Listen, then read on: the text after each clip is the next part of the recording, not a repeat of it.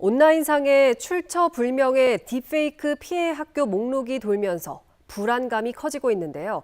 강원도에서 실제 피해 신고가 접수된 걸로 확인됐습니다. 남학생이 동급생인 여학생을 대상으로 한 것으로 보이는데 경찰이 수사에 나섰습니다. 유주성 기자입니다. 전국적으로 딥페이크 기술을 악용한 음란물 제작이 문제가 되고 있는 가운데 강원도의 한 학교에서도 최근 딥페이크 관련 신고가 접수됐습니다. 신고가 접수된 건 지난 23일. 경찰은 남학생이 동급생인 여학생의 얼굴을 음란물에 합성해 친구 등 지인에게 공유한 걸로 파악하고 있습니다. 딥페이크 음란물 범죄가 주로 텔레그램 등 보안성이 높은 메신저를 통해 이뤄졌던 것과 달리 이번 사건은 카카오톡에서 공유된 걸로 추정하고 있습니다. 다만 딥페이크 음란물이 얼마나 만들어졌는지, 다수의 학생을 대상으로 한 것인지, 얼만큼 공유가 됐는지 등 구체적인 사안들은 아직 밝혀지지 않았습니다.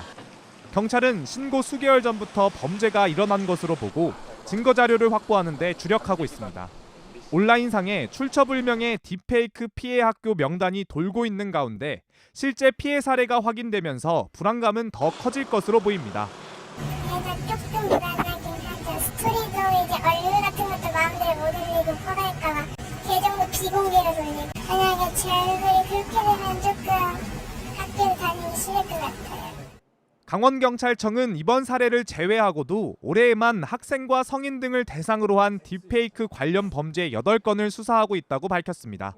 일선 학교에서는 가정통신문을 통해 청소년을 대상으로 한 딥페이크 음란물을 저장, 소지, 시청하는 것만으로도 처벌받을 수 있다는 사실을 알리고 피해 발생 시 대처 방안도 안내하고 있습니다. 디지털 성범죄 피해가 발생하면 즉시 경찰과 학교 등 관계기관에 신고해야 하고 도움과 상담이 필요한 경우 디지털 성범죄 피해자 지원센터나 여성긴급전화인 1366을 통해 지원을 받을 수 있습니다.